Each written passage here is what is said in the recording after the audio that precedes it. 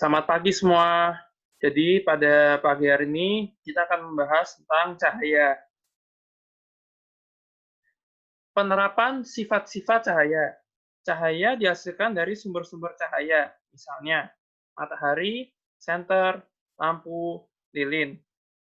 Guna cahaya adalah membantu manusia melihat benda-benda sekitar, membedakan warna, dan melakukan kegiatan sehari-hari. Sifat-sifat cahaya. Yang pertama, cahaya merambat lurus. Pada gambar tersebut, 3 karton yang dilubangi dan diletakkan sejajar. Saat lubang sejajar, kita dapat melihat cahaya lilin. Ketika kartonnya digeser dan tidak sejajar, kita tidak dapat melihat cahaya lilin. Contoh sifat cahaya merambat lurus dalam kehidupan sehari-hari. Jika kita menyalakan lampu senter, sinar pada lampu senter akan merambat lurus.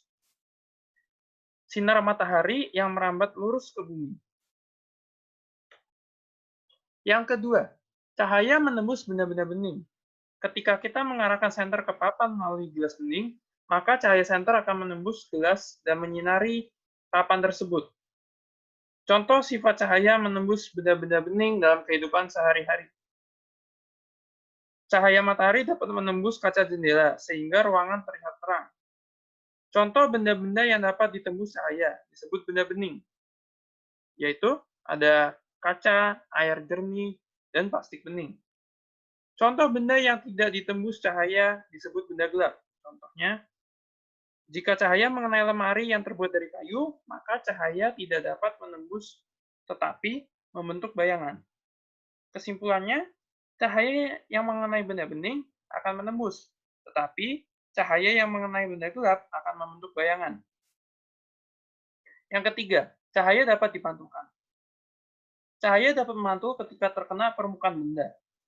Pemantulan cahaya dibedakan menjadi 2 macam, yaitu pemantulan teratur dan pemantulan tidak teratur. Pemantulan teratur yaitu pemantulan berkas cahaya yang sejajar yang hanya dapat terjadi apabila cahaya mengenai benda yang permukaannya rata dan mengkilap. Contoh, cermin yang sering kita gunakan, seperti pada gambar di atas. Pemantulan tidak teratur, atau pemantulan baur, atau difus, yaitu pemantulan cahaya yang tidak teratur, yang terjadi ketika cahaya mengenai benda yang permukaannya kasar, bergelombang, dan tidak mengkilap. Contoh, cahaya yang mengenai permukaan air, batu, dan aspal. Contohnya bisa dilihat di bawah, ada gambar, ada perbedaan antara pemantulan teratur dan pemantulan baur.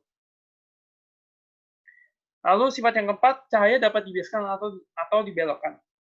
Pembiasan adalah suatu peristiwa adanya pembelokan arah rambat cahaya. Cahaya dapat merambat melalui 2 zat yang memiliki kerapatan yang berbeda. Contohnya, pensil yang dimasukkan ke dalam gelas yang berisi air akan terlihat patah.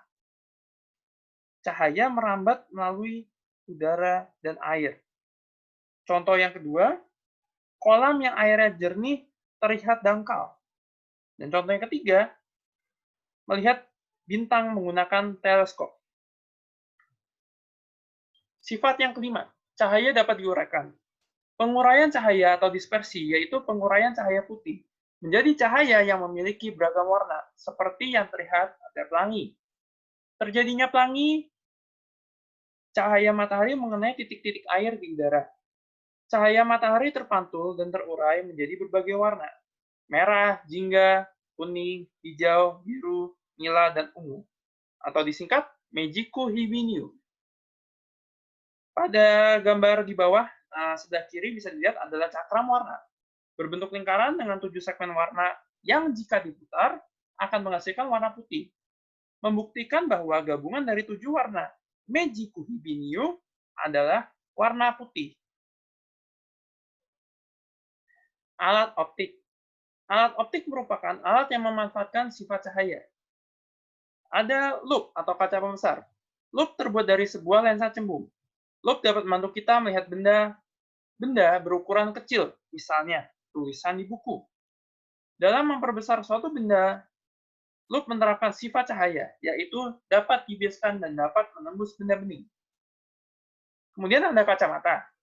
Lensa kacamata terbuat dari lensa cekung atau cembung. Salah satu sifat lensa adalah dapat membelokkan cahaya.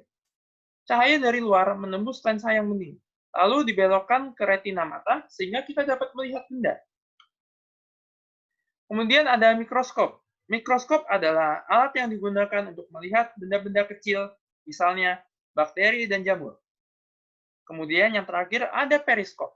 Periskop adalah alat yang digunakan kapal selam untuk mengamati keadaan di permukaan laut. Dalam penggunaannya, periskop menggunakan dua sifat cahaya, yaitu cahaya merambat lurus dan cahaya dapat dipantulkan. Sekian materi pada pagi hari ini. Terima kasih.